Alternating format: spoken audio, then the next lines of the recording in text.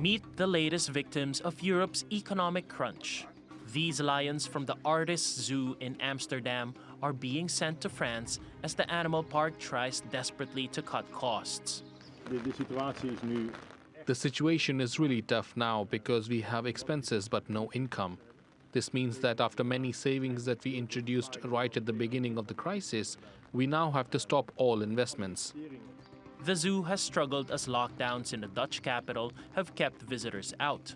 The Netherlands, along with several other countries in the region, reimposed strict measures in the fourth quarter to contain a resurgence of the coronavirus. This has weighed on economic activity.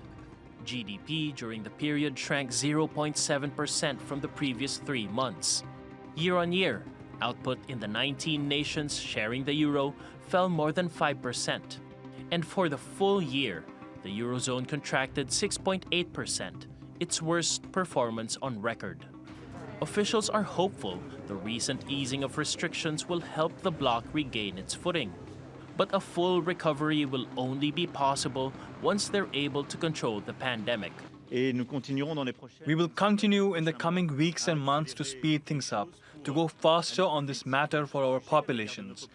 It's a race against time. So far, though, the EU has been losing that race. Its vaccine rollout is far behind its peers, the US and former member Britain. Pharmaceutical giant AstraZeneca warned of delivery delays due to production issues. In a bid to secure its supply, Brussels said it would block vaccines made in the Republic of Ireland from crossing into Northern Ireland, which is part of the UK. The move was later reversed. Well, I think the European Union recognise now that they made a mistake. They didn't consult us, they didn't consult our friends in Dublin, and they united parties in Northern Ireland from Sinn Féin on one side to the DUP on the other in condemnation. In total, the EU has ordered 2.3 billion COVID-19 vaccine doses, far more than it needs. But with vials being filled at a slower than expected pace, it may be several months before the Eurozone roars back to life. Paolo Montecillo, TRT World. Well, for more on the latest Eurozone growth figures, let's go to Carsten Brzeski, who's head of macro research and chief Eurozone economist at ING. Great to have you back with us, Carsten. Now, the contraction in the final months of 2020 came off the back of a strong rebound as governments across Europe were desperate to reopen their economies for the European summer.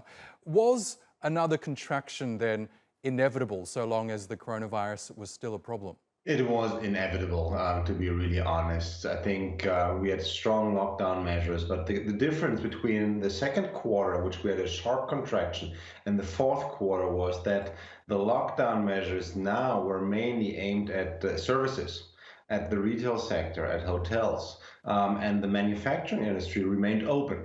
And this also explains why the contraction in the fourth quarter was much softer, much milder than what we saw in the second quarter. Now, all eyes are now on the current quarter to see if the Eurozone economy will contract once again. If it does, it'll mean that it officially falls into a recession, a double dip, so to speak. Do you think this will happen? Yeah, you just mentioned the word inevitable, and I think a technical recession is also inevitable. When you look at the different governments right now, we talk about rather extending the lockdown measures, and we are already now in early February, so I assume that this will continue at least until the end of February, and I think this really means that the services consumption will really suffer. I think we will also see a difference in terms of consumer behavior, because in last year you could always say that consumers immediately started to spend again when the economies opened. But this time around we will see more precautionary savings, so people will clearly be more cautious, being afraid of upcoming bankruptcies and maybe even unemployment increases. Okay, as we know, there are 2 months left to this quarter. We'll see what happens. Carsten Brzeski, always a pleasure. Thank you for that.